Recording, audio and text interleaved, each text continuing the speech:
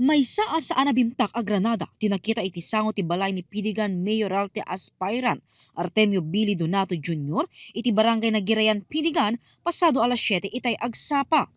Iti investigasyon ti pulisya, kabayatan ti panagna, ti maysa concerned citizen na sumrek iti trabaho na, nakita na ti maysa metal object anabalko ti tape iti igi ti kalsada. Namak daytoy ket dagos na nga in report iti nakadeploy a pulis nga asideg iti lugar. Maysa nga MK2 hand grenade anay cut ti safety lever ti nasarakan iti lugar. Di na-confirm mi nga da Granada di jay ma'am. Tinawagan mi ti Abrapeco ma'am. Tapos may na kami tinulungan ma'am. Iso da kami ti expert ti kasal. Rina-cover ti ko ti Abrapeco. Tapos impandayan ti safe nga lugar. Tapos pinaputok da di jay ma'am.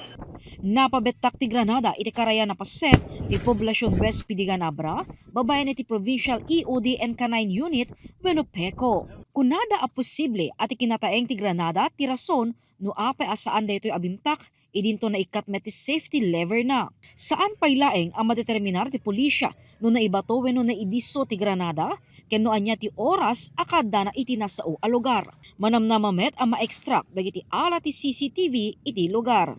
Agtultuloy ti investigasyon ti pulisya tapno maamuan ti kangrunaan na motibo ken pakabigbigan ti suspect. Padpadasan pay laeng ti news team nga alaan ti reaksyon ni Donato may naig iti daytoy. Jessica Boreta, Balitang Solid North.